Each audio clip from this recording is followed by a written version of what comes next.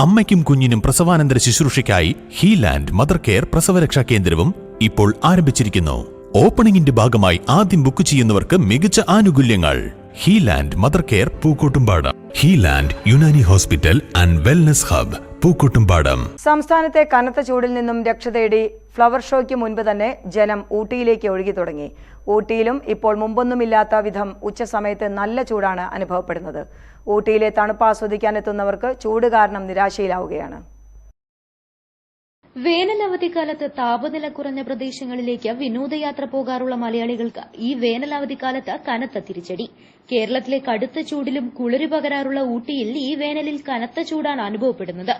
ഊട്ടിയിൽ കഴിഞ്ഞ ദിവസങ്ങളിൽ ചരിത്രത്തിലെ ഏറ്റവും ഉയർന്ന താപനില രേഖപ്പെടുത്തി. 29 ഡിഗ്രി സെൽഷ്യസ് വരെ താപനിലയെത്തി. 1951 രേഖപ്പെടുത്തിയ റെക്കോർഡ് ചൂടാണ് കഴിഞ്ഞ ദിവസങ്ങളിൽ ഊട്ടി മറികടന്നത്. കഴിഞ്ഞ വർഷം 20 ഡിഗ്രി മാത്രമായിരുന്നു ഊട്ടിയിലെ ഉയർന്ന താപനില. കേരളത്തിൽ നിന്നുള്ള വിനോദസഞ്ചാരികളെ സംബന്ധിച്ച് നിരാശാജനകമാണ് ഊട്ടിയിലെ കാലാവസ്ഥാ വ്യതിയാനം. ഊട്ടിയിലെ പ്രസിദ്ധമായ പുഷ്പോത്സവം മെയ് 10-ന് തുടങ്ങുകയാണ്. എന്നാൽ ചൂട് കാരണം സഞ്ചാരികൾ മടങ്ങുന്നത് ആശങ്ക ഉയർത്തുന്നുണ്ട്. എങ്കിലും ലോകപ്രശസ്തമായ പുഷ്പമേള ഗംഭീരമാക്കാൻ ഊട്ടിയിൽ ക്രമീകരണങ്ങൾ നടന്നുവരികയാണ്. ഉദ്യാനത്തിൽ 35,000-ത്തിലധികം ചെടിച്ചട്ടികളിൽ വളർത്തിയ ചെടികൾ പൂവണിയാൻ തുടങ്ങി.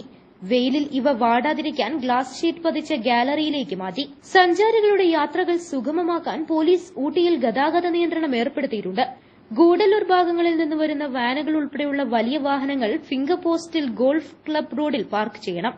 കൂണൂർ ഭാഗത്തു നിന്ന് വരുന്നവ ആവിൻ മൈതാനത്ത് പാർക്ക് ചെയ്യണം. ഈ നിയന്ത്രണം മെയ് 31 വരെ ഉണ്ടായിരിക്കും.